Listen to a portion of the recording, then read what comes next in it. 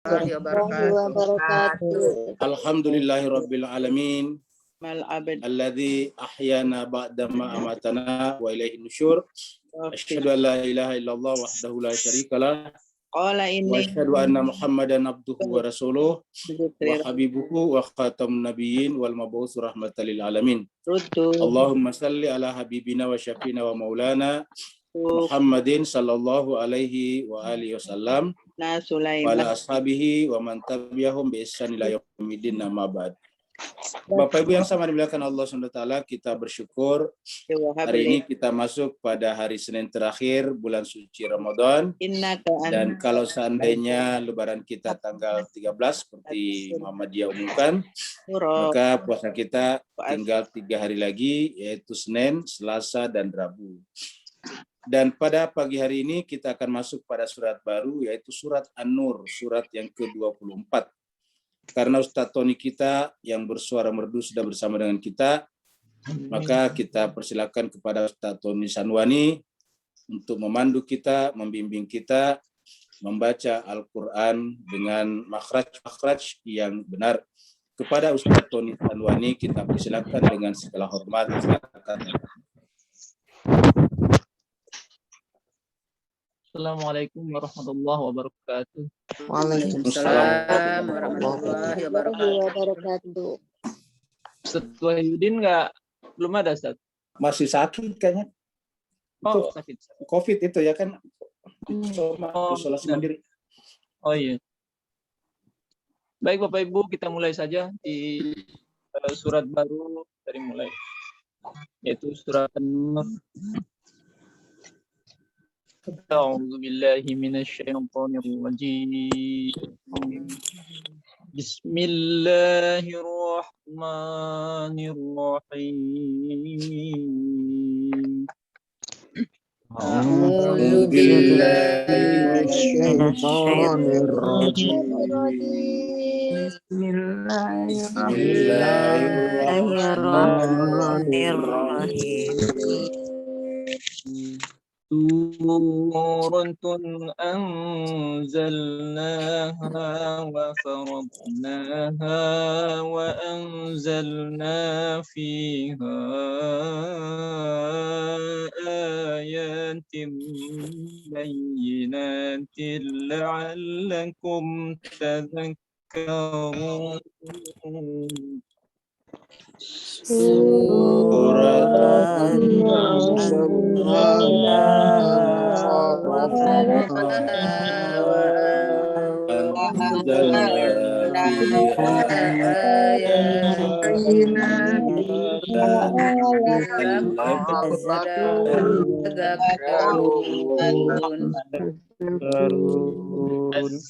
الزانية والزاني فاجلدوا كل واحد منهما 100 جلدة. الزانية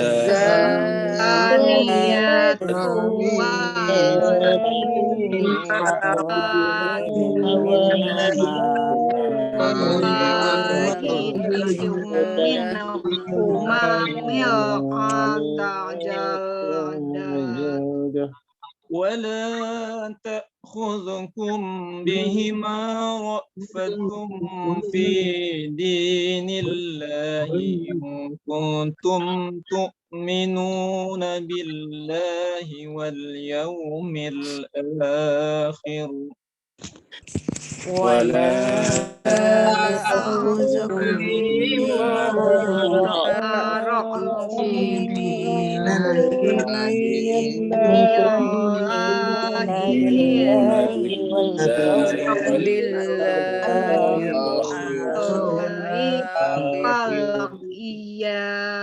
وليشهد عذابهما طائفة من المؤمنين.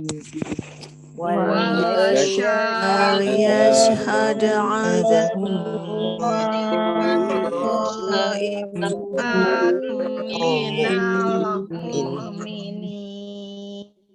الزاني لا ينكح إلا زانية أو مشركة والزانية لا ينكحها إلا زان أو مشرك الزاني لا ينكح إلا زانية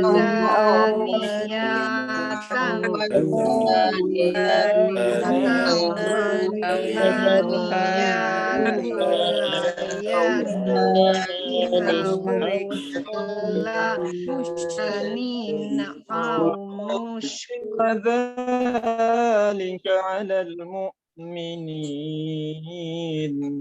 حرم ذلك على المؤمنين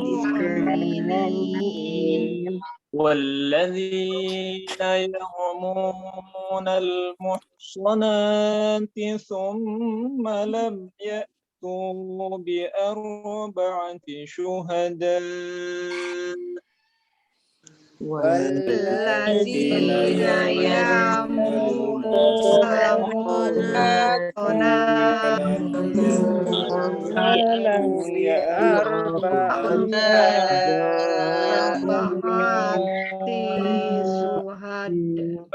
فاجلدوهم 80 جلدة ولا تقبلوا لهم شهادة أبدا وأولئك هم الفاسقون واجلدوهم 80 جلدة ولا تقبلوا لهم شهادة أبدا أولئك هم الفاسقون إلا الذين تابوا من بعد ذلك وأصلحوا فإن الله غفور رحيم إلا الذين تابوا من بعد ذلك وأصلحوا فإن الله غفور رحيم والذين يرمون أزواجهم ولم يكن لهم شهداء إلا أنفسهم فشهادة والذين يرمون أزواجهم ولم يكن لهم شهداء إلا أنفسهم من أربع شهادات فشهادة أحدهم أربع شهادات بالله إنه لمن الصادقين فشهادة أحدهم أربع شهادات بالله لمن الصادقين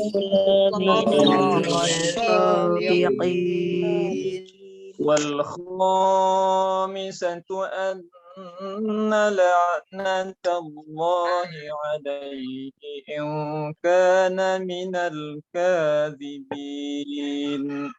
أن لعنة الله عليه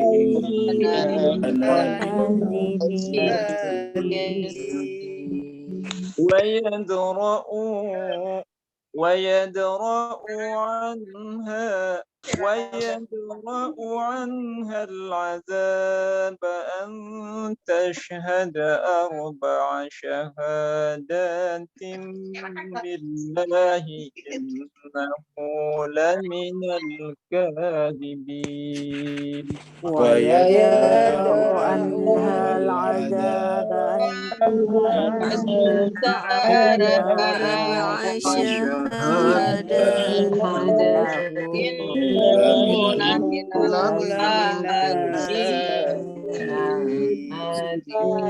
والخامسة أن غضب الله عليها إن كان من الصادقين والخامسة أن غضب الله عليها إن كان من الصادقين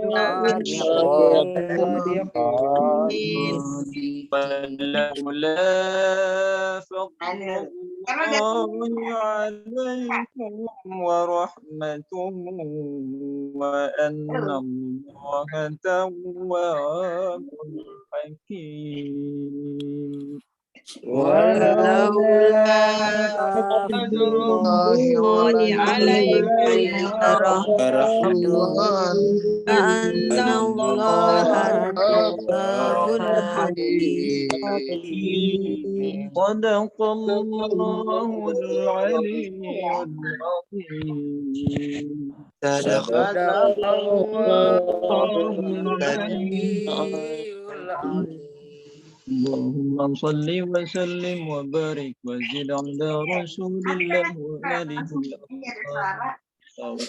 Allahumma shalli ala Muhammad.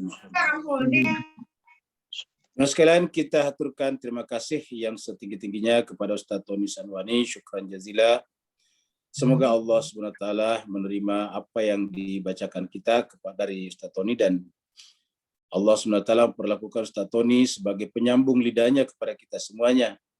Dan juga kepada Bapak Ibu sekalian, semoga dengan bacaan Al-Quran, Allah SWT senantiasa menyebut nama Bapak Ibu lengkap dengan bin dan bintinya di hadapan para malaikat. Di dalam majelis Allah SWT, di Arash Allah SWT di sana. Jemaah sekalian, kita mulai surat baru pada pagi hari ini, yaitu surat yang terkait dengan cahaya. Makanya background-nya kita buat, pembukaannya adalah cahaya. Karena surat yang akan kita bahas, surat yang ke-24, namanya surat An-Nur, surat cahaya. Jadi An-Nur adalah cahaya. Kemudian jumlah ayatnya 64 ayat. Jadi jumlah ayat 64. Jadi hanya akan ada 6 kali pertemuan. 6 kali pertemuan berarti 3 hari. Dan berarti persis habis pada saat hari Rabu petang. Terakhir bulan suci Ramadan kalau lebarannya hari Kamis. Jadi jemaah sekalian berbahagia, pas 3 kali pertemuan. Jadi 3 hari, Senin, Selasa, Rabu. Artinya cahaya. Terus kemudian turun di Madinah, dan karenanya disebut dengan surat Madaniyah. Surat yang turun di Madinah namanya surat Madaniyah.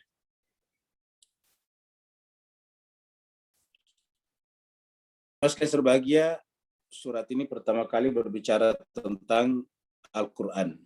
Terutama secara spesifik berbicara tentang surat An-Nur sendiri.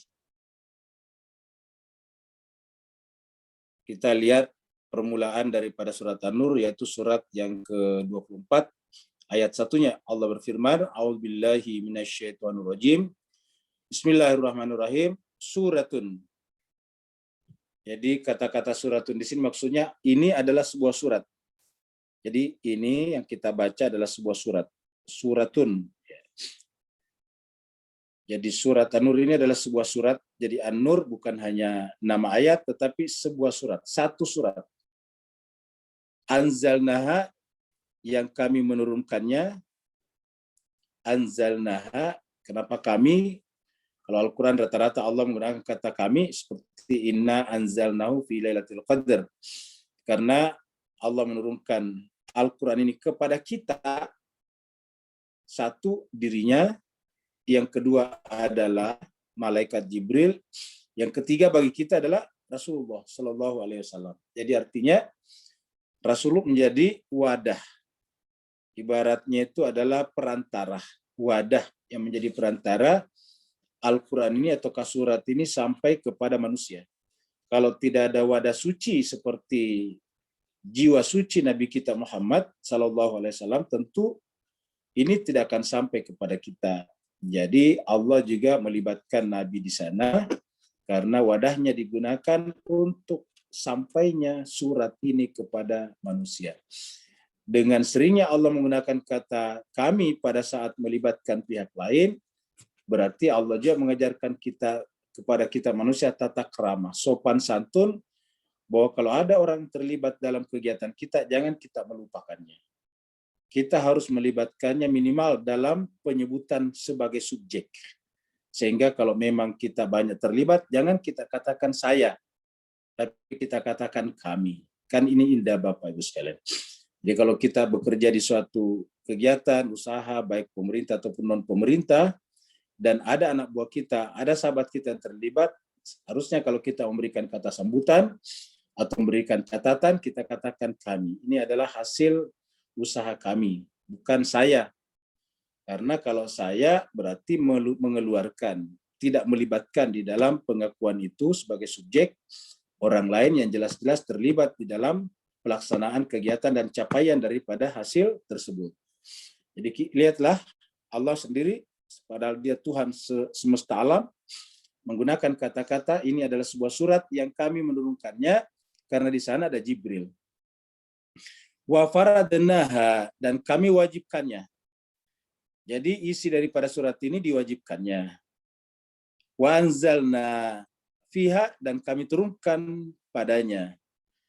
Jadi ini hanya merujuk kepada surat ini.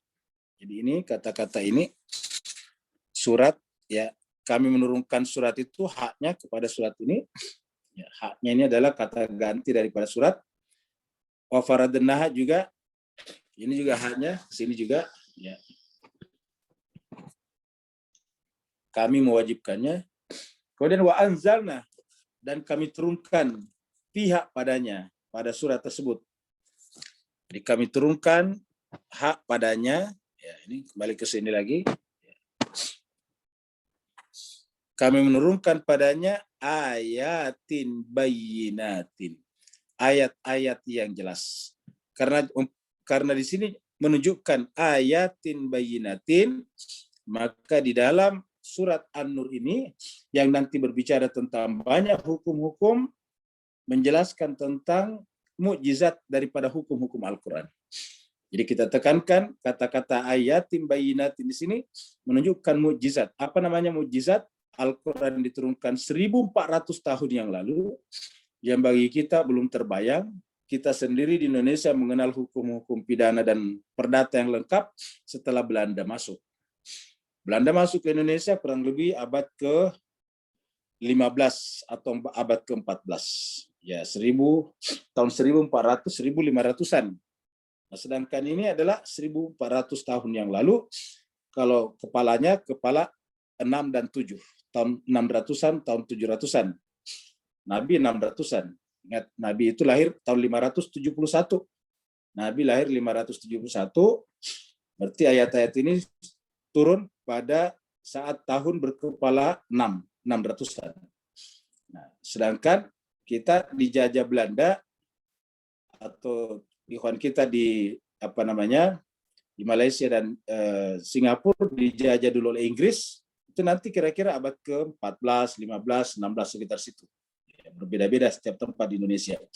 Nah, jadi jemaah sekalian, jadi jauh sebelum itu Al-Quran sudah berbicara tentang hukum-hukum yang sangat jelas. Tetapi ada yang luar biasa di sini disebutkan dengan ayatin bayyinatin. Seakan-akan ingin menjelaskan bahwa hukum-hukum manusia yang tidak sejalan dengan ini nantinya akan menjadi problem.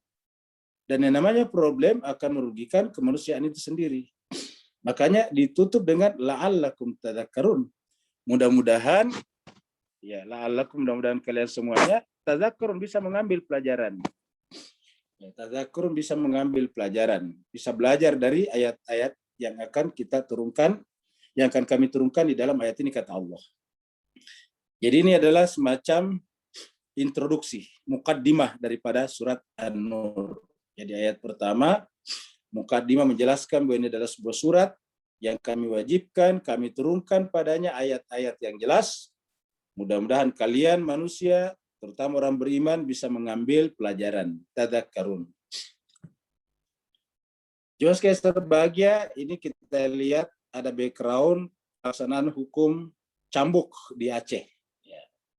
Bahwa memang hukum cambuk tidak sepenuhnya juga bisa menghentikan kejahatan, iya, karena kejahatan itu ulah manusia yang memiliki kebebasan untuk berbuat. Karena perbuatan jahat itu di suatu masyarakat banyak variabel-variabelnya, banyak faktor-faktornya. Di antaranya misalnya faktor tingkat pendidikan. Yang kedua misalnya lagi adalah jumlah petugas, proporsi antara jumlah petugas kepolisian dengan jumlah masyarakat. Ya, kalau tidak sejalan tentu tingkat pengawasan kepada masyarakat sangat terbatas. Ya, jadi misalnya satu polisi hanya bisa mengawasi sekian orang. Jadi kalau itu tidak tercapai secara otomatis tidak proporsional dan artinya membuka celah untuk terjadinya lebih banyak kejahatan. Itu faktor kedua.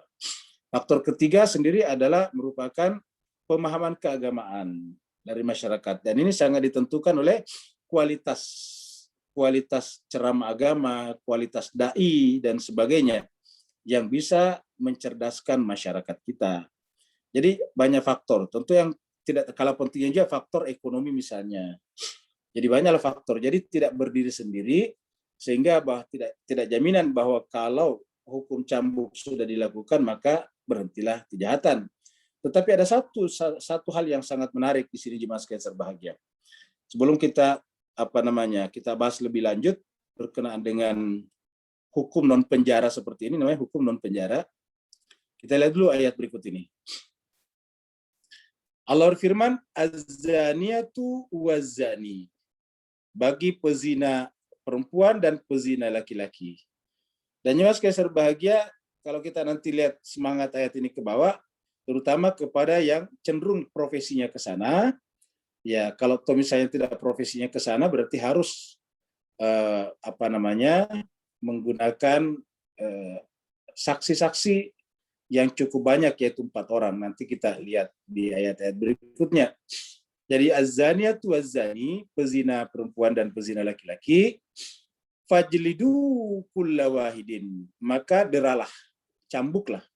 Derahlah bahasa halusnya, kalau bahasa yang lebih awam, cambuklah. Ya. Kulla wahidin, tiap-tiap dari mereka, minhuma dari keduanya. Jadi artinya kalau ada pezina laki dan perempuan, maksudnya ini berpasangan.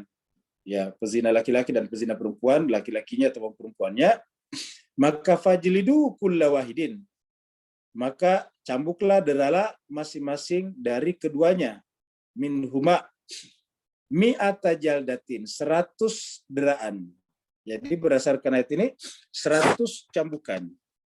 Jadi jemaah sekalian, di dalam Al-Quran itu tidak dikenal hukum hukum rajam. Kan biasa kita dengar kalau orang berzina dirajam.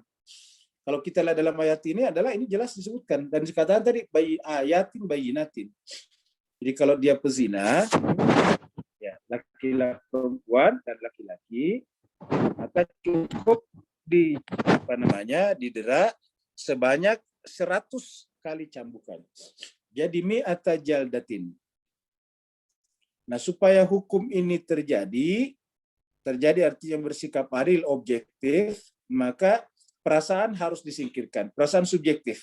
Nah, dari sini kita lihat lagi Bapak Ibu sekalian, bahwa dalam menegakkan hukum, kita harus mampu menyingkirkan perasaan subjektif, yaitu rasa kasihan. Ra'fatun. Wala ta'khudhukum. Janganlah kalian tersandra.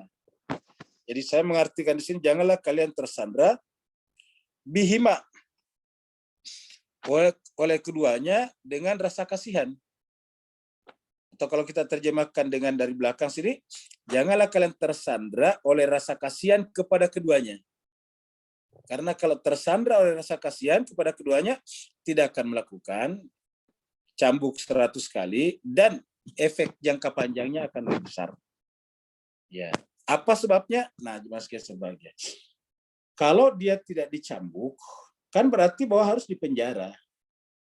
Nah, sementara sistem pemenjaraan sekarang ini menjadi problem besar di dalam dunia modern. Apa sebabnya? Karena jumlah isi penjara sudah jauh lebih besar daripada kapasitas. Belum lagi dengan efek-efek lainnya, yaitu terjadinya training kejahatan. Ya, saya siapkan di sini artikel. Ya, di sini ada artikel jemaah sekalian bisa kita baca bersama. Ya, ini artikel diambil dari VOA Indonesia, Voice of America Indonesia. Ya. Nih, Voice of America Indonesia. Ya, ini adalah baru 28 Februari 2019. Jadi baru 2 tahun yang lalu. Ya. Sekarang lihat judulnya Pak Bu sekalian ya. Jumlah napi membludak.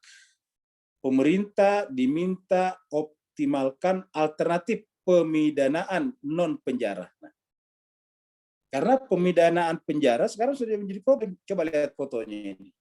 Satu kamar bisa diisi sekian orang.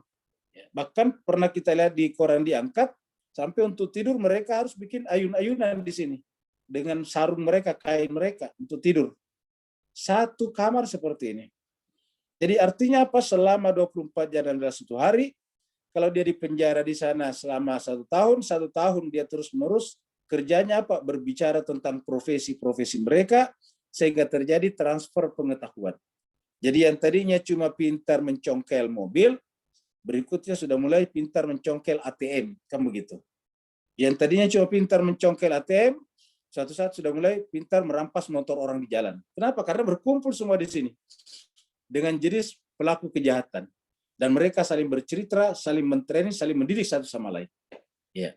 Jadi begitu keluar dari sana, kalau tidak benar-benar sadar, ya akan terjadi peningkatan kualitas cara pencurian, cara kriminalitas.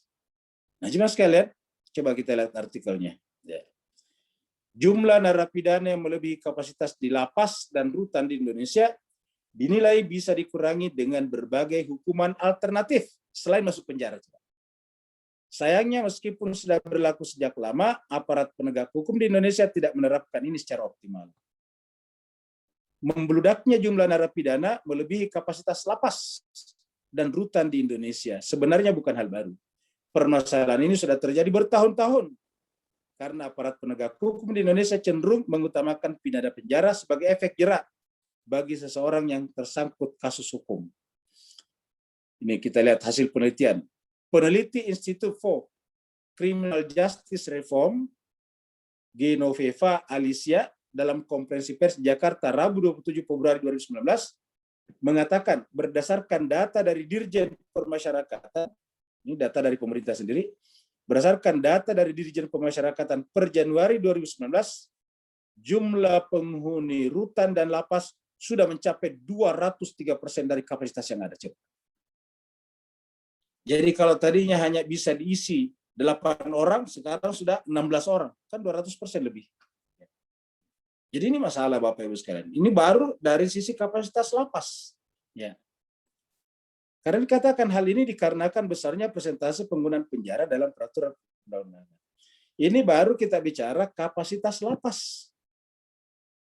Belum kita bicara apa Bapak Ibu sekalian? Dana untuk itu. Anggaplah misalnya kita hitung rata-rata. Katakanlah total orang yang berada di dalam penjara kita di seluruh Indonesia, karena negara kita besar penduduknya, 260 jutaan. Ambillah 1 juta saja yang ada di dalam penjara, ya 1 juta itu cuma sekitar 0,5% lebih sedikit. Kalau ada 1 juta warga kita yang ada di dalam lapas, penjara, dan 1 kali makan Rp10.000 per orang, 1 hari makan 3 kali, berarti berapa itu Pak Ustaz? 1 kali makan 10.000 kali 1 juta, 10 miliar.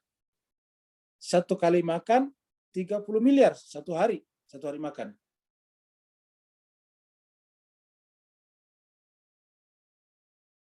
$3 miliar. Berarti apa bulan makanan saja sudah hampir 1 triliun.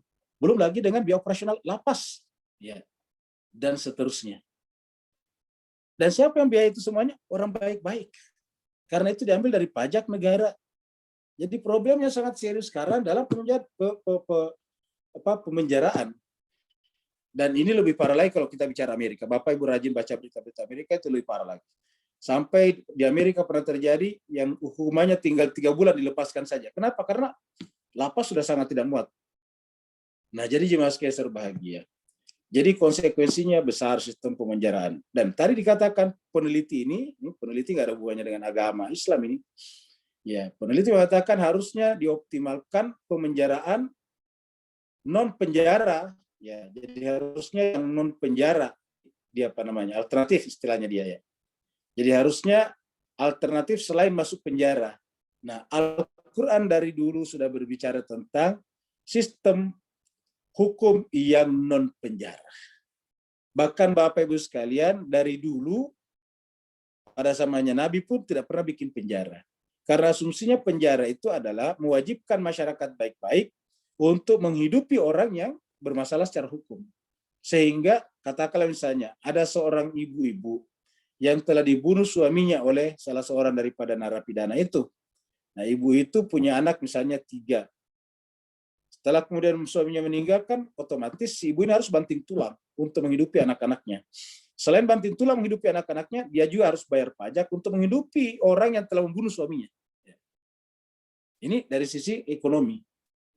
Dengan demikian juga sekalian berbahagia perlu dipikirkan. Dan kita lihat Al-Quran sudah berbicara bahwa yang paling menarik adalah sistem pencambukan. Karena begitu ditangkap polisi di BAP itu di polisi biasanya paling 2 minggu, setelah itu dikirim masuk ke kejaksaan, diadili, selesai langsung langsung dicambuk. Sudah selesai menjalani cambuk, ya lepas. Kenapa? Hukumannya sudah selesai. Jadi terhindarlah yang bersangkutan misalnya dihukum 3 tahun misalnya, 2 tahun misalnya, selama itu seterusnya menjadi beban bagi negara. Nah, jadi jemaah sekalian berbahagia, jadi salah satu sistem non penjara yang ditawarkan Al-Quran adalah sistem derah. Ya. Maka Allah mengatakan, deralah mereka, masing-masing mereka 100 kali. Tentu tidak langsung begitu saja, harus ada peradilannya dan ada bukti-buktinya, nanti di bawah disebutkan. Dan Allah mengatakan dalam menegakkan hukum, la ta'khuzukum bihima ra'fatun. Jadi yang pertama, yang menarik kita terangkan di sini Pak Bu sekalian, bahwa dalam menegakkan hukum, ya, wala ta'khuzukum, janganlah kalian tersandra oleh rasa kasih sayang terhadap pelaku kejahatan itu. Fi dinillah, dalam menegakkan agama Allah. Jadi di dalam menegakkan keadilan tidak boleh kita dikuasai oleh subjektivitas. Ra'fatun ini subjektivitas. Makanya berkali-kali kita mengatakan bahwa kalau rasional objektif, sedangkan kalau emosional subjektif. Emosional itu yang kasihan dianya. Nah, rasa kasihan ini jemaah sekalian yang paling banyak menjadi penyebab rusaknya tatanan sosial. Contohnya misalnya di perapatan-perapatan jalan. Harusnya kan tidak boleh ada anak-anak di sana karena berbahaya bagi dirinya dan pengendara. Tetapi karena ada yang suka memberikan sesuatu pada orang minta-minta di sana, satu mobil lewat kasih misalnya katakanlah Rp2.000 atau Rp1.000 saja, berarti kalau saudara yang ngasih dia 10 orang sudah 10.000. Bayangkan berapa mobil satu hari di situ. Kalau di situ dia bisa mendapatkan sekian ratus ribu sehari, maka kemudian nanti akan menarik orang lain bahkan yang bekerja baik-baik datang ke situ.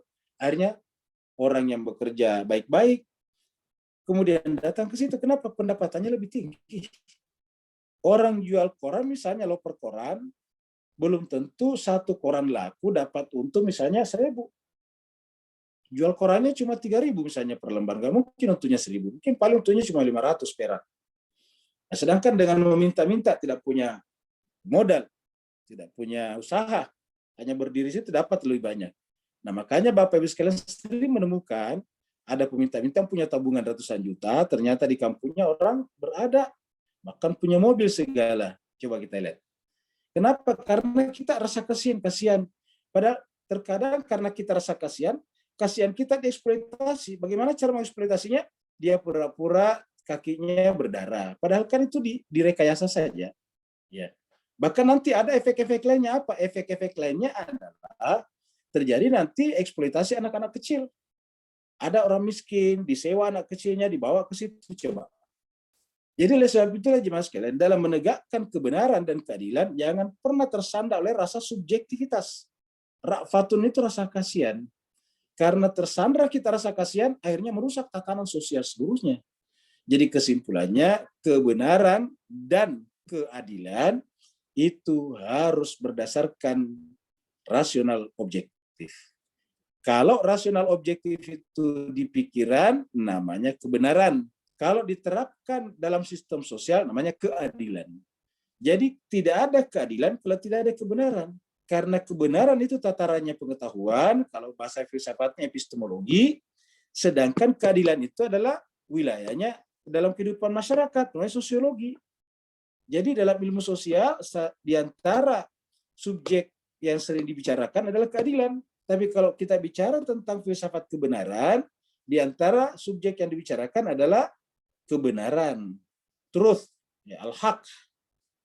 Nah, jemaah sekalian serba, tidak akan ada keadilan di luar di tingkat sosial kalau tidak didahului dengan kebenaran di dalam pikiran. Jadi bisa kita katakan bahwa keadilan dalam pikiran namanya kebenaran, kebenaran dalam tindakan sosial namanya keadilan. Baik kebenaran ataupun keadilan, baik kebenaran al-haq ataupun keadilan al-adl, dua-duanya harus mampu menyingkirkan subjektivitas, emosional subjektif. Maka itu mengatakan wala ta'khuzukum bihima ra'fatun. Janganlah kalian tersandra oleh rasa kasihan kepada keduanya, kepada pelaku ini. Fi dinillah, dalam hal agama Allah. In kuntum tu'minuna billahi wal yaumil akhir. Kalau kalian benar-benar beriman kepada Allah dan hari akhirat, ya, wal yaumil akhir. Coba Bapak sekalian kita cerna ayat ini. Kata-kata in kuntum tu'minuna billahi wal yaumil akhir. Kalau kalian benar-benar beriman kepada Allah dan hari akhir. Artinya orang yang beriman kepada Allah dan hari akhir harus bersikap rasional, objektif. Tidak boleh tersandra oleh rasa kasihannya. Tersandra oleh rasa kasihan hanya akan merusak semuanya. Orang tua yang tersandra oleh rasa kasihannya kepada anaknya menyebabkan anaknya nanti manja. Anaknya tidak mandiri.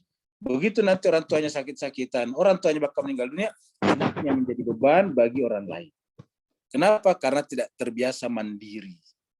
Selalu orang tuanya kasihan. Nah, jadi jemaah sekalian berbahagia, rasa kasihan tidak boleh menguasai pikiran kita, kaitannya dengan menegakkan kebenaran, edukasi sosial, dan sebagainya. In kuntum tu'minuna billahi wal yaumil akhir, artinya kalau kalian benar-benar beriman dan kepada Allah dan hari akhirat, tidak boleh tersandra oleh rasa kasihan. Wal yashhad adabahuma. Pada saat terjadi tadi hukuman ini, yaitu fajlidu tadi, sebanyak 100 kali, Allah mengatakan fal yashhad, maka hendaklah disaksikan. Adabahuma, hukuman. Jadi Bapak bisa lihat kata-kata azab di sini tidak bermakna selalu negatif. Azab itu artinya hukuman. Dan karenanya pernah kita jawab bahwa yang terazab jangan bayangkan satu negara besar seperti misalnya kaum Ad, tidak selamanya. Karena kita lihat di sini bahwa orang yang dijatuhi hukuman cambuk, azab juga namanya. Karena bahasa Arab, azab itu hukuman. Ya, jadi hukuman, dan itu bisa berlaku pada individu. Ya, hukuman cambuk kepada orang pezina ini adalah azab baginya, ini adzabahuma. Ya, jadi adzabahuma. Fir'aun waktu ditenggelamkan Allah, azab baginya, hukuman. Kenapa? Karena arogansinya dia ditenggelamkan oleh Allah. Jadi adzabahuma. Jadi kita mempelajari kata-kata Al-Qur'an itu indah. Kita tidak sedikit-sedikit azab. Ya. Asalkan ada sedikit azab, padahal belum tentu azab. Azab itu hukuman. Yang namanya azab itu hukuman hanya diterapkan kepada yang salah. Ingat, azab. Jadi namanya azab itu yang salah. Kalau tidak jelas salahnya, ya tidak bisa dikatakan azab. Jadi adzabahuma ta'ifatun. Jadi haruslah ada satu golongan orang yang menyaksikan pelaksanaan hukumnya. Kenapa? Ya pertama supaya menjadi saksi bahwa hukumannya telah ditegakkan. Itu sama misalnya dengan yang lain-lain. Ada saksi misalnya transaksi di di notaris ada saksinya. Jadi ada satu kelompok yang menjadi saksi atas pelaksanaan hukuman keduanya. Yang kedua, supaya ada efek jera juga, merasa malu, supaya nanti tidak terulang kembali kejadian seperti itu. Dari kalangan orang mukmin. Jadi wal yashhad adzabahuma ta'ifatun minal mu'minin. Nah, maka jemaah sekalian berbahagia, ini yang kita lihat juga pada gambar berikutnya nantinya. Ini kita lihat dulu sebelumnya tadi ya ini. Jadi kita lihat. Ini ada orang di sini melihatnya ini. Ya, lihat. Jumlahnya tidak harus banyak sekali, yang penting ada yang menyaksikannya. Ya, karena dengan selesainya ini cuma sekali misalnya dicambuk. Ini tidak selamanya 100 itu pezina tadi, kalau yang lain-lain bisa lebih kecil. Nah, setelah dicambuk seperti ini selesai, tidak ada lagi hukuman, bebas. Ya. Artinya tidak ada subsidi dari masyarakat kepada pelaku kejahatan. Ya. Subsidi selama training kejahatan selama sekian tahun di penjara. Nah, jadi jemaah sekalian, maka selesai pelaksanaan ini udah selesai nih. Setelah nanti selesai ini bebas. Ya. Jadi prosesnya cepat sekali. Polisi di BAP, terus kemudian masuk ke kejaksaan, kemudian masuk ke pengadilan, tentukan tanggal-tanggal sidangnya.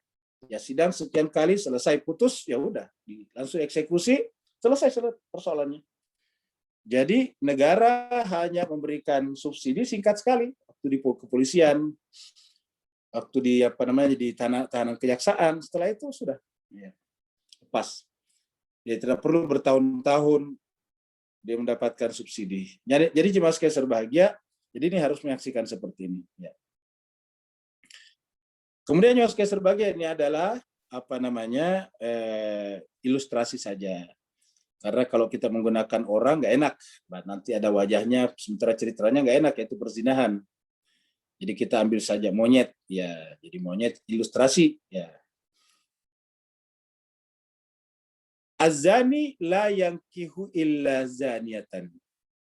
Az-zani, pezina laki-laki, tidak akan menikah kecuali dengan pezina perempuan. Apa maksudnya ini Pak Bu sekalian? Maksudnya adalah kalau terjadi perzinahan di antara keduanya, maka harusnya dinikahkan setelah tadi hukuman terjadi. Ya. Az-zani la yankihu illa zaniya. Jadi kalau mereka terjadi perzinahan setelah mengikuti hukuman, ya dinikahkan. Maka dikatakan az-zani la yankihu illa zani. Ya. Bisa juga kalau kita artikan az-zani di sini pezina, maka nanti orang mukmin tidak boleh menikahi yang profesinya pezina. Kecuali nanti kalau bertobat ada di bawah. Tapi kenapa? Karena ini ada kata-kata wa hurrima dzalika 'alal mu'minin. Diharamkan yang demikian itu bagi orang mukmin. Nih. Kata-kata nanti di bawah hurrima itu diharamkan. Sama dengan babi dikatakan hurrimat alaikumul maita waddama walahmal khinzir, itu kan hurrima juga. Jadi artinya haramnya menikahi orang yang berprofesi sebagai pezina, baik laki ataupun perempuan, sama dengan haramnya kita makan babi, bangkai, darah, karena sama-sama hurrima. Ya. Jadi penggunaan katanya, diksinya sama, kata-kata hurrima. Ya. Jadi kalau dia pezina laki-laki, harusnya nikahnya dengan pasangannya, pezina perempuan. Gitu. La yankihu illa zani. Atau kalau yang berprofesi sebagai pezina perempuan, ya dia harusnya mencari dipertemukan dengan laki-laki yang juga memang profesinya ke sana. Au musyrikatan, ataukah musyrik. Ya, artinya bahwa musyrik itu tidak berada dalam wilayah ketetapan hukum orang mukmin di sini. Jadi dia menikahnya sesamanya atau dibolehkan menikah dengan orang musyrik di sini. Jadi artinya apa? Orang yang melakukan perzinahan disetarakan dengan orang musyrik. Dan ingat, musyrik itu adalah la zulmun azim, kezaliman yang paling besar. Jadi penggunaan kata-kata musyrik di sini menunjukkan bahwa orang yang melakukan perzinahan disamakan dengan orang musyrik. Ya. Wazaniyatu, dan begitu juga dengan pezina perempuan ini tadi laki-laki. Wazaniyatu, pezina perempuan, ya, wazaniyatu la yankihuha, juga tidak, ya, la yankihuha illa zanin, pezina laki-laki. Jadi artinya pasangannya juga. Au musyrik atau musyrik. Nah, jadi kita lihat di sini. Ya, au musyrikun ataukah orang musyrik. Apa sebabnya? Wa hurrima dzalika 'alal mu'minin. Karena diharamkan yang demikian itu bagi orang mukmin. Jadi orang mukmin itu tidak dibenarkan menikahi pezina. Jadi terkadang kita mendengarkan ada orang mengaku mukmin tapi menikahi wanita yang profesinya mohon maaf di tempat-tempat pelacuran misalnya, harapannya nanti dia sadar, itu tetap tidak boleh. Kalau harapannya sadar, harus ada bukti kalau dia sadar dulu, taubat namanya. Ya, wa hurrima dzalika 'alal mu'minin, dan diharapkan yang demikian itu atas orang mukmin. Pertanyaannya sekarang ialah, apakah pezina tadi, laki ataupun perempuan, mutlak hukumannya seperti tadi dicambuk 100 kali? Ya, kalau menurut pendapat saya secara pribadi, walaupun agak berbeda dengan sebagian ulama, pendapat saya secara pribadi bisa tidak. Apabila misalnya wanita itu terikat pernikahan dengan seseorang, lalu kemudian mereka menganggap itu kasus internal saja, kasus dalam rumah tangga saja. Tidak dibawa ke publik. Kali ini kan dibawa ke ruang publik. Ketika dibawa ke ruang publik, berarti dibawa kepada hukum publik, hukum negara. Jika negara misalnya meratifikasi hukum cambuk seperti ini, kalau dibawa ke publik, kalau bahasa kitanya dilaporkan ke polisi, laporkan ke polisi kan berarti dibawa ke dalam wilayah publik. Ya, sama misalnya kita kalau ada kejahatan di tingkat RT biasa diselesaikan di RT saja. Ya, di RT secara kekeluargaan, ya musyawarah dan gimana caranya sehingga tidak perlu dibawa ke polisi. Nah, begitu juga dengan kasus perzinahan ini. Kalau misalnya yang bersangkutan terikat dengan pernikahan, terutama misalnya wanita itu telah bersuami dan suaminya tahu ini suaminya diberikan wewenang, apakah ini mau dibawa ke ranah publik atau di dalam rumah tangga saja. Kenapa? Karena satu rumah tangga juga itu sama dengan sebuah masyarakat kecil. Rumah tangga itu adalah unit kecil daripada negara, masyarakat, bangsa. Dan karena dia unit terkecil, di sana ada sistem hukumnya juga. Sistem hukumnya adalah kepala rumah tangga sekaligus hakimnya di sana. Dan agama telah memberikan hukum kepada mereka. Maksudnya hukum itu undang-undang yang bisa diterapkan oleh seorang suami kepada istrinya atau kepada anggota keluarganya. Jadi sudah ada juga hukumnya. Contohnya misalnya, ya kita lihat, yang perzinahan seorang wanita atau istri yang terikat dengan pernikahan, lalu kemudian suaminya tidak perlu membuka ke publik, cukup dia saja di dalam rumah tangganya menyelesaikannya. Nah, itu disebutkan di dalam surat An-Nisa. Ya. Kita lihat dalam surat An-Nisa. Ini tadi nih. Ya. Surat An-Nisa di sini. Ya. Ayatnya 15.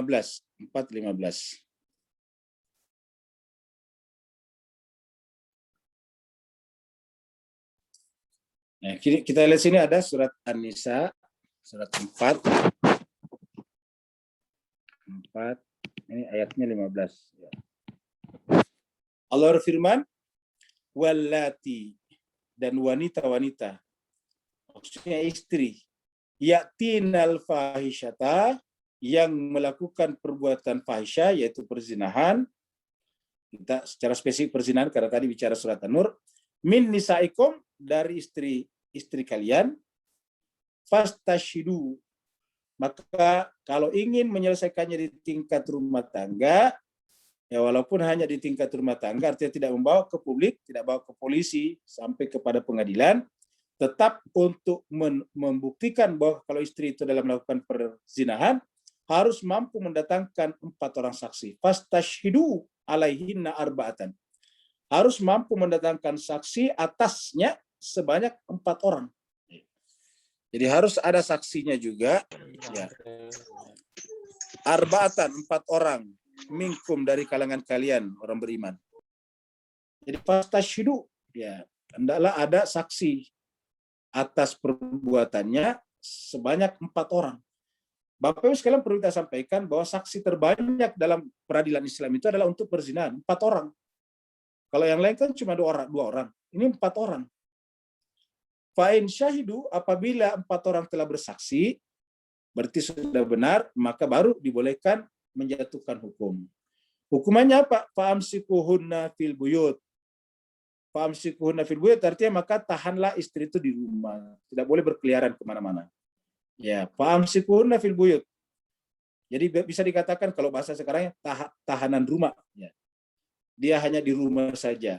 Jadi fashhidu, ya, persaksikanlah pastashidu alaihna arbatan, dan kalau ternyata ada 4 saksinya, fa'in syahidu, yang 4 itu sudah bersaksi bahwa benar terjadi dan menyaksikannya, fa'amsikuhunna, maka tahanlah istri tersebut fil buyut, di dalam rumah, ya, hatta yatawaffahunna, sampai mereka meninggal, al-maut, yatawaffahunna al-maut, sampai mereka meninggal dunia, ya, hatta yatawaffahunna al-maut, ya, sampai mati di sana.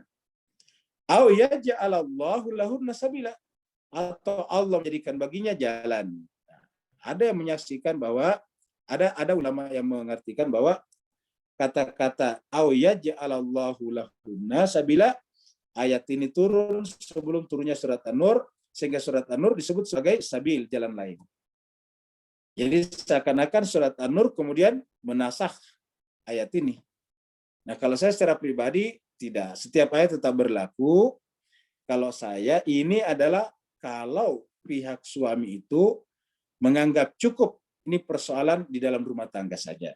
Karena toh dia walaupun suaminya begitu tetap dia terima, demi misalnya kemaslahatan rumah tangganya, demi anak-anaknya dan sebagainya, dengan catatan istri benar-benar mau patuh, yaitu tinggal di rumah saja. Apa artinya yaj'alallahu lahunna sabila? Ya, kalau yang bersangkutan kelihatan ada perubahan, ya kelihatan sudah benar-benar berubah, bertaubat, ada perbaikan yang sangat signifikan, ya berarti ini bisa tidak diteruskan. Makanya disebut kata-kata atau yaj'alallahu lahunna sabila. Karena kalau kita bahas surah An-Nur, berarti seakan-akan ayat ini sudah tidak berlaku lagi. Berarti kan ada ayat yang tidak berlaku secara eternal. Nah, jadi jemaah sekalian berbahagia, jadi kalau saya secara pribadi ini masih berlaku pada tingkat internal rumah tangga. Mungkin ada ibu-ibu bertanya, bagaimana kalau suami melakukannya, Pak Ustadz? Nah, kalau suami melakukan itu wilayahnya langsung publik. Ya, langsung publik. Jadi begitu suami melakukannya, karena melakukannya kan tidak mungkin dengan istri, ya pasti dengan di luar. Nah, maka langsung masuk wilayah publik. Begitu. Artinya publik, negara lah yang langsung mengadilinya.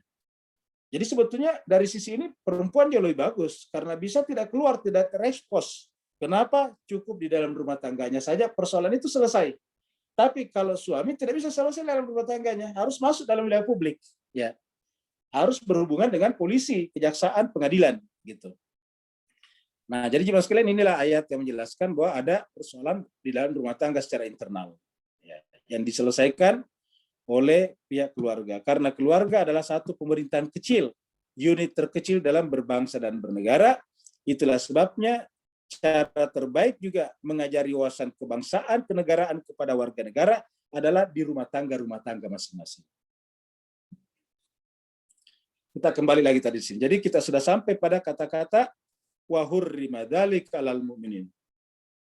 Jadi setelah mereka dihukum, dinikahkan pezina laki-laki dengan pezina perempuan tadinya.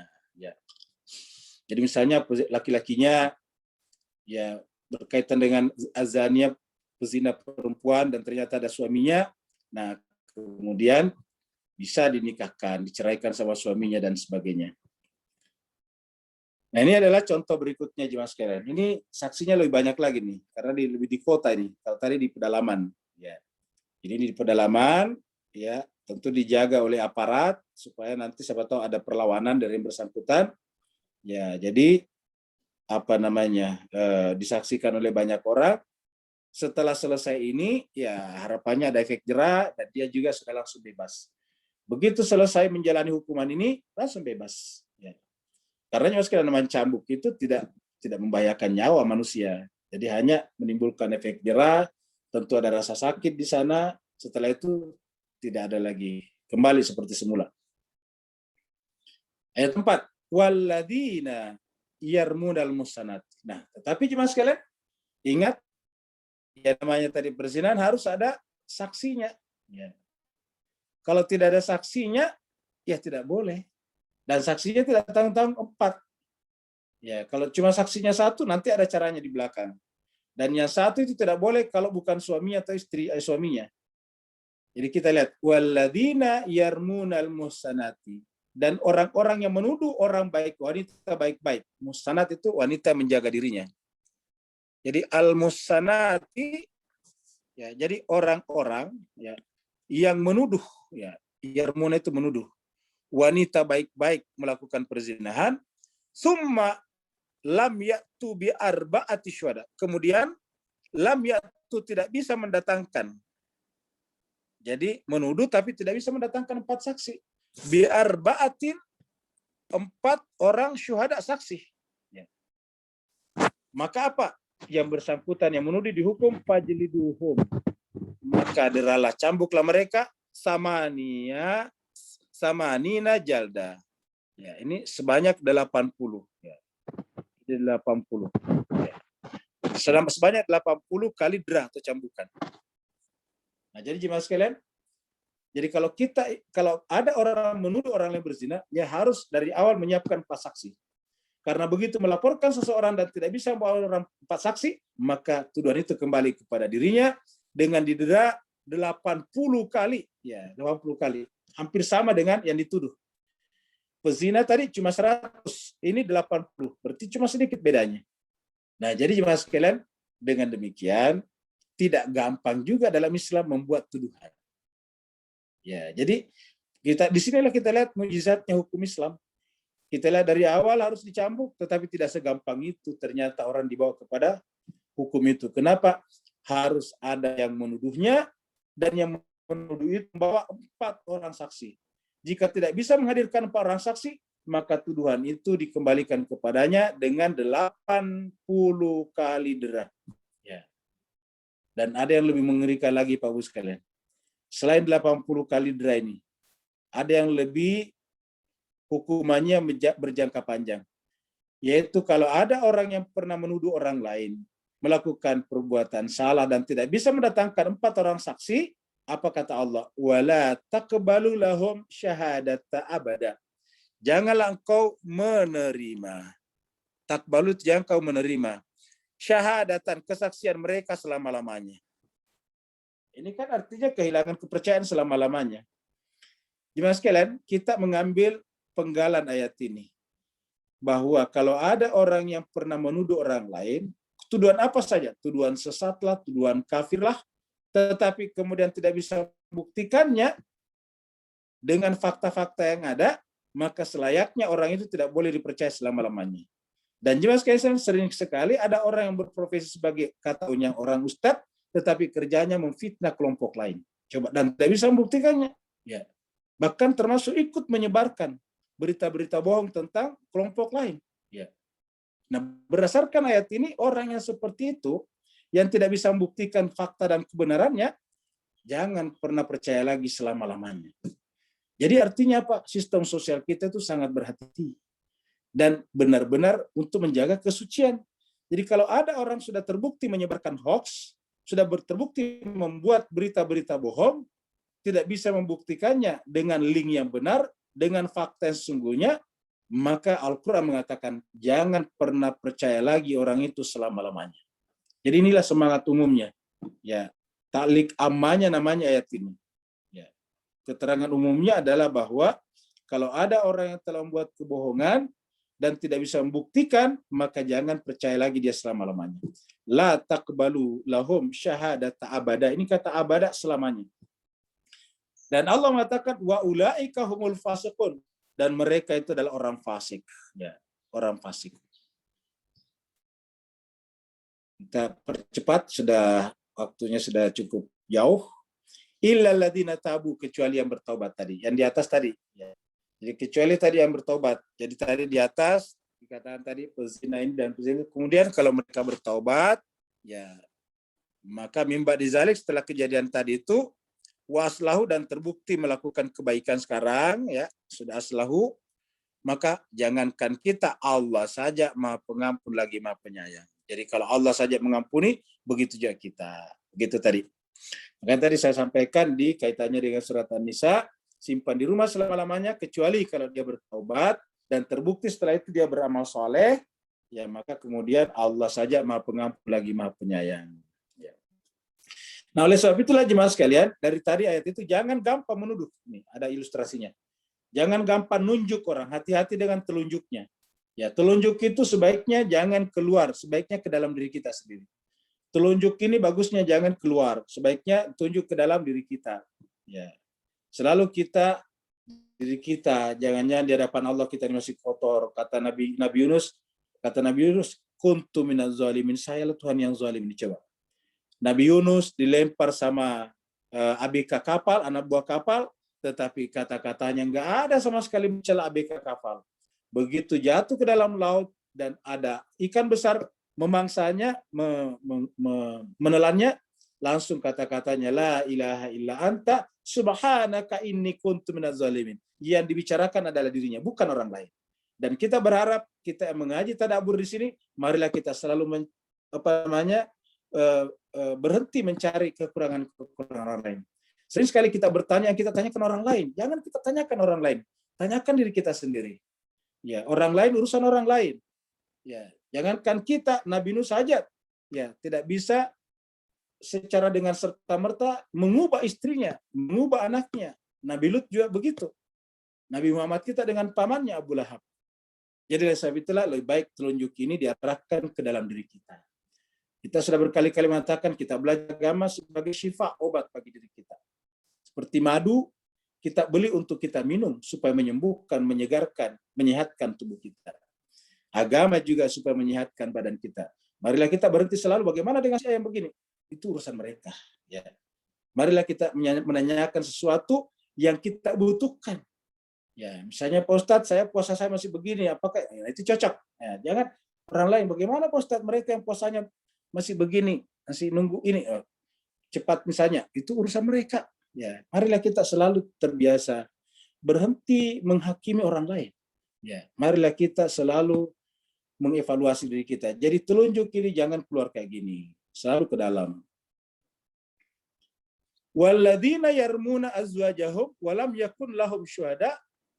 Bagaimana kalau terjadi ada suami yang menuduh istrinya? Nah, kita lihat ada mekanismenya. Orang-orang yang menuduh pasangannya istrinya, ya walam yakun lahum syuhada, dan tidak bisa mendatangkan saksi sebanyak 4 kecuali dirinya sendiri. Jadi yang menyaksikan cuma dirinya. Maka caranya, mekanismenya ialah fasyahadatu ahadihim, maka si suami yang menuduh istrinya itu bersaksi sebanyak 4 kali bersaksi. Saksi pertama, saksi kedua, saksi ketiga, 4 diwakili oleh satu orang, dirinya sendiri. Ya, bersaksi atas nama Allah. Dia mengatakan bahwa 4 kali mengatakan, saya bersaksi demi Allah bahwa saya benar-benar menyaksikan. Ya, saya benar menyaksikan. Katanya laminas shadiqin. Ya. Kemudian, nih makanya kalau kita menuduh harus bawa saksi, bukti. Ya. Kemudian wal khamisatu anna la'natullahi alaihi in kana minal kadhibin. Jadi 4 kali bersaksi bahwa demi Allah saya menyaksikannya dengan mata kepala sendiri. Demi Allah saya 4 kali. Yang kelima dia menggunakan kata-kata kalau saya berdusta inilah kadhibin, saya dilaknat, siap dilaknat oleh Allah. Jadi yang kelima anna la'natullahi alaihi in kana minal kadhibin. Jadi mengatakan ya wahai Tuan Hakim, saya siap untuk dilaknat Allah kalau saya berdusta. Nah, bagaimana kalau ada suami memang berdusta dan ingin menjerumuskan istrinya? Nah, bagaimana caranya si istri? Kita lihat ini. Ya. Nah, si istri bisa terbebas dari tuduhan suaminya itu dengan cara ini. Wa yadra'u anhal adzaba, si istri bisa terbebas dari hukuman seperti itu manakala antashhada arba'a syahatin. Kalau si istri juga siap untuk bersaksi 4 kali atas nama Allah. Ya. Jadi dia siap mengatakan demi Allah suami saya berdusta. Innahu laminal kadhibin. Innahu suaminya laminal kadhibin, benar-benar berdusta. Innahu laminal kadhibin. Dia berdusta. Ya. Wal khamisatu, dan yang kelima, tadi kan suami 5 kali juga. Nah, istri yang membebaskan dirinya dari tuduhan itu 5 kali juga. 4 kali tadi demi Allah suami saya berdusta. Yang kelima juga anna gadaballahi alaiha in kana minas shadiqin. Dia juga mengatakan siap mendapatkan murka Allah kalau yang dikatakan suaminya itu benar. Jadi demi Allah saya siap menerima murka Allah apabila apa yang dikatakan suami saya itu adalah as-shadiqin benar. Nah, jadi cuma sekalian dengan cara seperti itu terbebas, ya, gitu. Jadi Tuhan bisa orang terbebas dari hukuman asalkan berani membuat saksi sumpah sebaliknya. Nah, jadi cuma sekalian berbagi ini adalah bentuk-bentuk hukum yang diberikan Allah dan Allah mengatakan ini adalah rahmat, ya. Walaula fadlullahi alaikum warahmatu wa annallaha tawwabun hakim. Kalau bukan karena rahmat Allah kepada kalian, alaikum, ya, dan juga bahwa sungguhnya Allah SWT Maha penerima taubat dan Maha bijaksana. Kesimpulannya Pak Bu sekalian, bahwa agama tadi menjaga harmoni masyarakat. Ya, tidak bisa dengan gampang menuduh, sehingga kalau kita terapkan tadi hukum dengan baik, sangat sedikit orang yang bisa dicambuk berkaitan dengan perzinahan. Karena harus mendatangkan 4 orang saksi, ya, dan kalau seorang istri dituduh oleh suaminya bisa menggunakan sumpah 4 kali mengganti 4 saksi, tapi istri bisa terlepas dengan juga siap membuat sumpah sebanyak 4 kali dan juga mengatakan siap dimurka oleh Allah apabila apa yang dikatakan suaminya atau tuduhkan suaminya adalah benar. Nah, jemaah sekalian saudara, dengan cara seperti ini perkara setelah selesai itu selesai. Tidak perlu ada ditahan bertahun-tahun, berbulan-bulan yang pada akhirnya menjadi persoalan dalam sistem hukum kepenjaraan kita. Terima kasih banyak Bapak Ibu sekalian, mudah-mudahan bermanfaat. Kalau bermanfaat maka itu adalah benar dan bermanfaat, maka itu semata-mata karena dari Allah. Kalau benar itu adalah karena memang Al-Quran dari Allah, tapi kalau ada yang keliru dan salah itu adalah dari pribadi Al-Fakir sendiri. Yang mau bertanya dipersilakan. Ya, Assalamualaikum warahmatullahi wabarakatuh. Silakan. Boleh. Assalamualaikum. Ustaz, Siapa dulu? saya Roni Ustaz.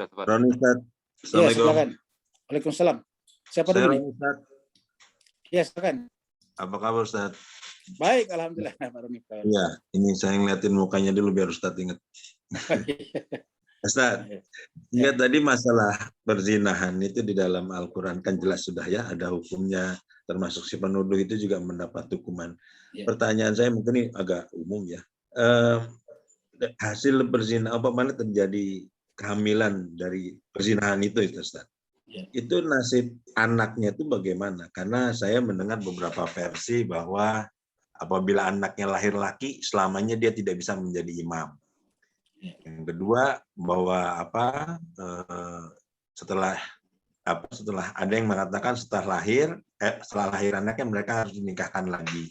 Ada yang bilang bahwa nggak usah karena udah dinikahkan pada saat dia hamil itu nggak usah perlu nikah lagi gitu. Nah, ini dalam Al-Qur'an itu yang menjelaskan mengenai nasib si anak itu tuh ada nggak, Ustaz? Karena ya mungkin ini banyak yang berlaku di masyarakat ini, karena itu juga banyak pertanyaan yang intinya pertanyaannya adalah bagaimana nasib anak dari hasil perzinahan itu, gitu Ustaz. Sekarang Ustaz.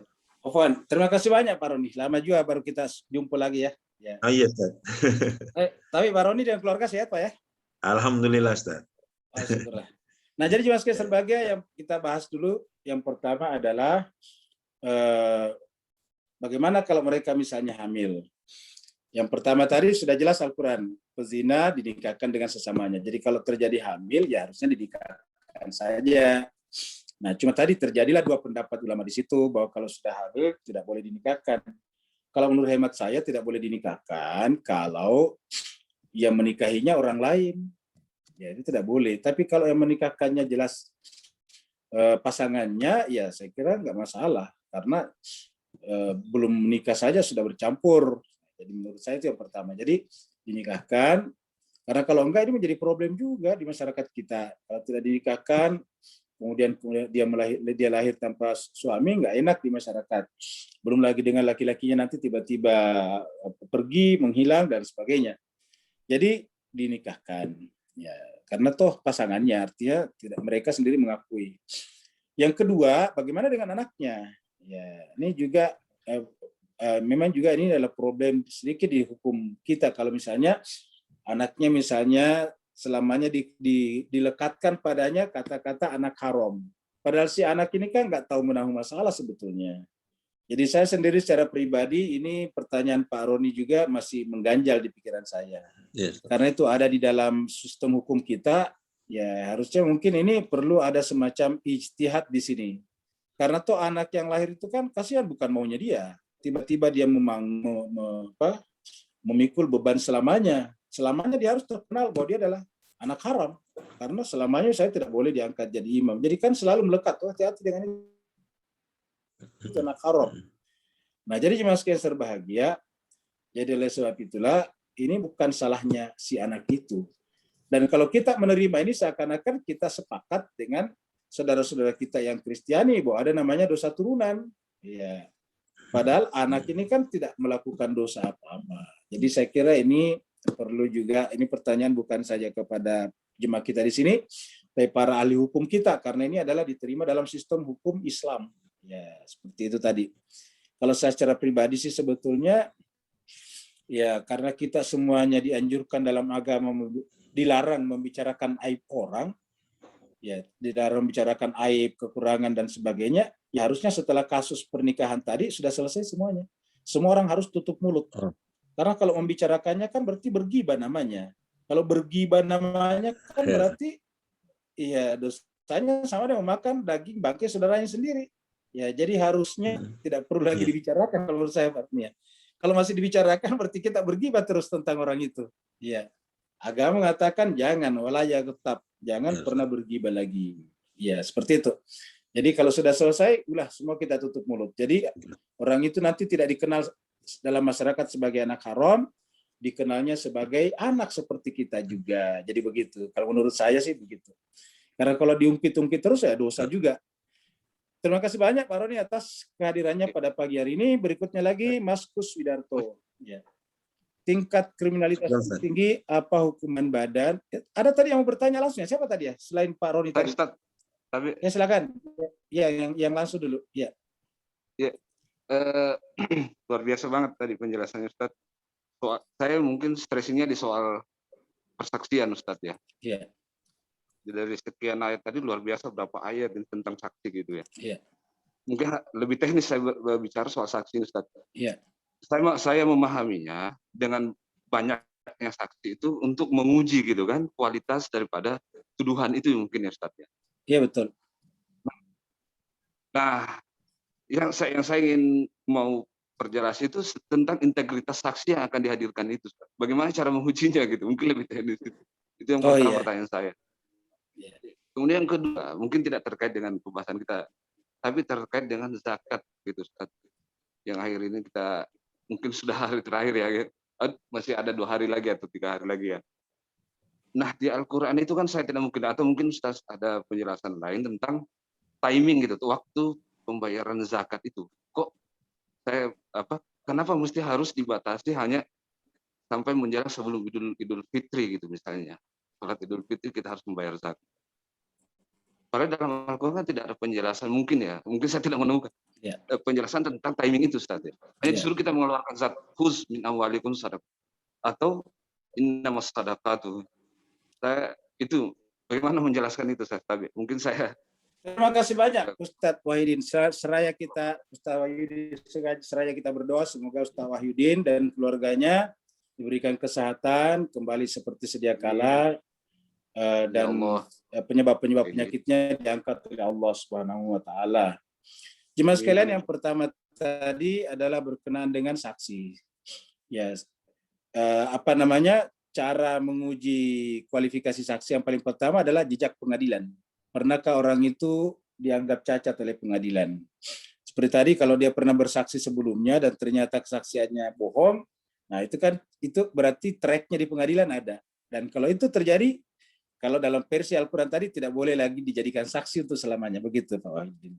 Itu dulu. Kalau sekarang lebih banyak lagi. Ada namanya jejak digital. Kan begitu. Kalau itu tadi adalah sebelum adanya sekarang dunia digital. Ya, sama juga dengan sekarang dalam dunia sekarang. Kan tadi Al-Quran mengatakan 4 saksi. Ada sekarang masalah baru yang muncul. Apakah CCTV bisa dihitung sama dengan 4 saksi? Kurang lebih begitulah. Nah, tentu yang berhak nanti memberikan jawaban ini tentu para ahli fikih. Kita di sini hanya memberikan masukan-masukan saja, karena yang namanya hukum, Pak Bu sekalian, tidak boleh kita gegabah. Ya, kita harus serahkan kepada ahlinya di bidang itu, ya, untuk membicarakannya. Apakah misalnya CCTV itu bisa dihitung sebagai sama dengan 4 orang saksi tadi? Kalau misalnya perzinahan tadi sudah tertangkap oleh CCTV, apakah bisa dihitung? Nah, ini nanti dibutuhkan fatwa dari para ahli di bidang itu, yang ahli di bidang itu, bukan yang tidak ahli di bidang itu. Nah, jadi itu yang kedua. Jadi yang pertama tadi di pengadilan jejaknya, ya apakah dia pernah dulu bersaksi bersaksi palsu. Yang kedua sekarang adalah ada namanya jejak digital. Ya. Kemudian yang kedua tadi adalah tentang zakat. Zakat itu apakah ada di Quran? Nah, jemaah sekalian berbahagia, intinya zakat itu adalah rangkaian daripada bulan Ramadan, rangkaian daripada puasa. Ya, yaitu bahwa zakat itu sebagai penutup daripada rangkaian ibadah puasa kita dan Ramadan kita. Nah, yang ditanyakan Ustaz Wahyudin tadi adalah apakah ada di Quran menjelaskan bahwa harus zakat fitrah hanya bisa dibayarkan sampai besok menjelang Idul Fitri saja. Ya. Tentu di dalam Al-Quran tidak rinci seperti itu kaitannya dengan membayarkan zakat fitrah. Karena di dalam Al-Quran itu kalau kaitannya dengan ibadah-ibadah individual seperti ini, ya jarang yang rinci. Yang rinci itu kebanyakan kaitannya dengan kalau ada transaksi 2 orang. Ya seperti misalnya dalam Al-Quran itu membuat transaksi itu dalam surat Al-Baqarah itu rinci sekali. Ya tentang waris misalnya itu rinci sekali karena berkaitan dengan orang-orang yang terlibat. Kalau ini kan kewajiban individu, ya dan karenanya maka dijawab oleh hadis-hadis yang dianggap muktabar di bidang itu, yang memang hadis itu bisa dipercaya. Dan semua mazhab sepakat, semua juga ulama sepakat bahwa zakat fitrah itu adalah dalam rangka supaya satu dari sisi pelaksana yang berkewajiban supaya menjadi semacam momentum, semacam simbol tanda kalau dia benar-benar sejak itu dia kembali kepada fitrahnya. Dia menghilangkan semua gangguan-gangguan emosional dan egoistik yang ada dalam dirinya dengan zakat fitrah. Jadi kembali kepada fitrah. Nah, itu yang simboliknya. Terus kemudian yang manfaatnya kepada si penerima supaya pada saat Idul Fitri adalah saat orang bergembira semuanya, maka dia ikut merasakan kebahagiaan. Paling tidak ada orang yang kelaparan pada saat itu, tidak ada orang yang berkekurangan pada saat itu, semuanya bisa mendapatkan makanan dengan yang cukup. Nah, itu yang nah, maka kita lihat semua sepakat bahwa wajibnya zakat fitrah itu adalah pada malam takbiran. Cuma kalau di sebagian ulama bahwa sudah bisa dibayarkan sejak begitu masuk Ramadan sudah bisa dibayarkan. Tapi ada yang lain berpendapat bahwa boleh dibayarkan, tetapi statusnya hanya titipan. Jadi nanti si penerima zakat pada malam takbiran itu baru dia etikatkan dia terima zakatnya si A, B, C, D. Gitu. Kenapa? Karena wajibnya pada saat malam takbiran. Nah, tapi lagi-lagi itu kita tidak temukan secara rinci di dalam Al-Quran. Dan disinilah kita butuhkan hadis yang bisa menjelaskan itu. Jadi kita sampaikan hampir semua ibadah-ibadah individual itu merujuk kepada hadis. Contohnya sholat misalnya. Para rakaat zuhur, para rakaat asar tidak kita temukan dalam Al-Quran, semuanya di dalam hadis Nabi. Kenapa? Karena sholat walaupun itu adalah ibadah yang paling tinggi, tetapi dianggap itu individual. Jadi dengan demikian, karena individual dirujuk kepada Nabi. Artinya tidak ada masalah dengan orang lain kalau salat kita salah. Kalau salat kita salah, nggak ada masalah dengan orang lain. Kalau masalah warisan salah, ini bisa menyebabkan terjadinya putusnya silaturahim, gitu. Kemudian pertanyaan Mas yaitu ya Pak ya. Cambuk dapat diimplementasikan di NKRI. Ya namanya hukum harus diterima dulu oleh undang-undang, gitu. Tidak bisa dengan serta-merta. Ya harus ada mekanisme hukumnya namanya, Mas Kus. Negara manapun itu ada konstitusinya namanya. Pada zaman Nabi juga begitu. Nabi tidak dengan serta-merta, kan ada perjanjian Madinah, Piagam Madinah dulu.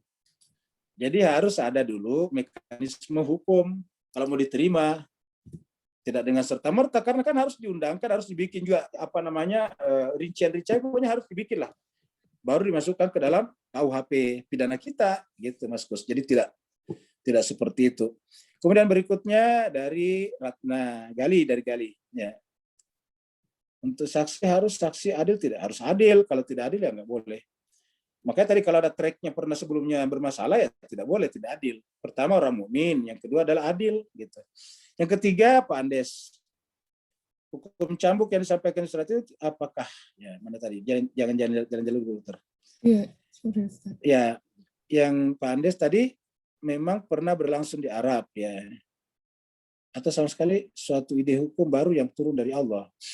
Nah, cuma sekali serbagi ini pertanyaan yang menarik. Apakah terjadi dulu pada zaman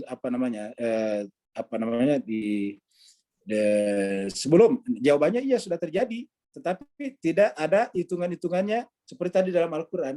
Ya. Jadi artinya tidak ada hitungan pasnya. Ya. Jadi semua hukum sebetulnya yang ada dalam Al-Quran sudah pernah dipakai sebelumnya. Al-Quran itu cuma menata ulang saja, yang baik diteruskan, yang buruk. Bahkan penyembahan seperti sholat sebetulnya juga dilakukan oleh umat sebelumnya, cuma dengan cara yang berbeda. Misalnya menyembahnya ke pohon-pohon, sujud kepada pohon-pohon. Jadi itu kemudian agak seperti berkorban misalnya, nyembelih hewan itu sudah sebelum Islam datang, sudah ada orang penyembelihan, cuma mereka membawanya misalnya ke laut, ya nyembelih kambing baru dibawa ke laut, nyembelih kambing baru dibawa ke gunung-gunung yang dianggap apalah. Nah, kesimpulannya semuanya ada. Lalu kemudian agama memperbaikinya, berkorban adalah diniatkan untuk Allah, begitu. Kemudian bagaimana dengan hukuman potongan bagi pencuri? Nah, kalau yang terakhir ini pemerkosa, ini saya tidak ikut berbicara karena kita tidak menemukan ini dalam Islam ya. Ya, tidak menemukan. Dan ini adalah urusan belakangan. Tapi menurut saya ini juga menunjukkan bahwasanya hukum pidana kita sekarang, terutama pemenjaraan, mengalami masalah-masalah sehingga kemudian muncul istilah hukum kebiri. Kalau menurut saya sudah jelas ya, sudah jelas hukumannya. Ya, apakah nanti pemerkosa itu hanya dikenai hukum cambuk? Karena kalau pemerkosaan kan ada dua jelas di sana, perzinahan dan sekaligus kejahatan kriminal lain. Kalau perzinahan tadi kan suka sama suka, ya. Nah, jadi jemaah sekalian berbahagia, potong tangan bagi pencuri ini juga bisa, yang penting melalui proses mekanisme konstitusional gitu. Dan niat potong tangannya itu jangan bayangkan langsung satu tangan hilang, enggak. Itu tangannya itu sedikit-sedikit. Itu tadi menghindari tadi overloadnya penjara sebetulnya. Jadi begitu selesai langsung dihukum. Lalu kemudian selesai masalahnya. Jangan bayangkan satu tangan hilang, enggak. Itu cuma bagian daripada salah satu jari tangannya dan itu hanya bagian sedikit saja. Yang penting diberi tanda bahwa dia pernah melakukan kejahatan. Kemudian Bu Tanjung, ya saya katakan tadi tidak kita temukan dalam Al-Quran. Yang ada dalam Al-Quran hukum rajam itu selalu diancamkan kepada para nabi dan rasul oleh para penentangnya. Lanarjumannakum wala yamassannakum minna adzabun azim. Jadi mereka mengancam Nabi, kalau kamu tidak berhenti kami akan merajam kamu gitu. Jadi rajam itu ancaman dari orang-orang yang anti kepada kebenaran. Kemudian Mas Anandito bertanya, hukum rajam bukankah dalam fikih itu dikenal rajam sebagai hukuman untuk berzina? Tidak harus, ya, tidak harus bersuami. Ya, saya nggak tahu dari mana munculnya ini hanya bersuami atau beristri. Ya. Tidak ada kata-kata itu tadi. Ya. Kemudian apalagi ini rajam dalam fikih itu terpengaruh hukum Yahudi. Ini kata-kata tidak ada, tidak bisa kita menyimpulkan bahwa samanya dengan Yahudi lantas terpengaruh. Kenapa? Ini agama samawi banyak samanya. Ya. Jadi ingat sekalian, agama samawi itu banyak samanya. Jadi Islam itu banyak samanya dengan Yahudi, Nasrani, Yahudi. Ya, contohnya misalnya, nah Yahudi itu kan bersunat juga, berkhitan laki-lakinya. Itu sana. Mereka juga tidak makan daging babi. Nah gitu. Jadi persamaannya banyak. Kenapa? Karena sama-sama agama samawi gitu. Jadi tidak bisa kita katakan karena dia sama maka ini pasti pengaruh Yahudi. Enggak, sama-sama agama samawi. Sumbernya sama, yaitu Allah SWT, cuma ada yang sudah ada yang sudah ditambah dan dikurangi. Kemudian Bu Yeni menunjukkan orang lain tadi. Hari sebenarnya untuk direnungkan. Ya udah benar. Ya saya kira kita terima pernyataannya Bu Yeni. Kemudian Pak Ahmad Ibrahim, kalau hukuman mati itu adalah hukuman keadilan. Iya. Kalau hukuman keadilan, kalau memang yang bersangkutan telah membunuh orang. Karena tidak setara namanya kalau sudah membunuh orang, itu harus tidak dibunuh. Kalau kita terima konsep bahwa membunuh satu orang sama dengan membunuh orang lain, ya harusnya harus diterima itu. Cuma tadi tidak segampang itu, begitu dia melakukan pembunuhan langsung dibunuh. Enggak, prosesnya juga ada proses peradilan. Gitu. Saya kira jemaah sekalian cukup sampai di sini. Terima kasih banyak atas Ustaz, Pak Burhan angkat tangan terakhir mungkin Ustaz. Ya, Pak Burhan silakan. Pak Burhan. Ada Pak Burhan. Kalau tidak ada, kita tutup sampai di sini. Ya, Ada. Ustaz. Silakan. Di sore. Ya, boleh beri pencerahan sedikit mengenai status anak hasil pernikahan wanita ini, status wasiat, ya, kedua status anak hasil pernikahan muta'ah. Suaranya kurang kencang Pak Burhan. Suaranya kayak kecil sekali. Saya. Dengar Ustaz? Ya bagus. Nah, ini sekarang bagus. Okey, minta beri pencerahan sedikit mengenai pembagian harta wasiat bagi status anak hasil pernikahan luar nikah dan juga anak hasil muta'ah. Syukran Ustaz. Oh ya, jadi jemaah sekalian berbahagia, anak pernikahan apapun juga dia berhak mendapatkan warisan seperti anak-anak kita yang lain, seperti itu. Kecuali kalau misalnya dia anak itu adalah anak dari perkawinan sebelumnya, tentu berbeda lagi. Tapi kalau anak itu adalah anak hasil hubungan bersama, entah itu statusnya hukum pernikahan sementara atau permanen, daim, itu statusnya sama, tidak ada bedanya. Dan kalau dia dari anak yang perkawinan sebelumnya, sudah ada diatur semuanya di dalam surat An-Nisa ayat 11 dan 12. Di sana lengkap. 11 dan 12. Terima kasih banyak. Wa'alaikumsalam. Wassalamualaikum warahmatullahi taala wabarakatuh. Waalaikumsalam warahmatullahi wabarakatuh.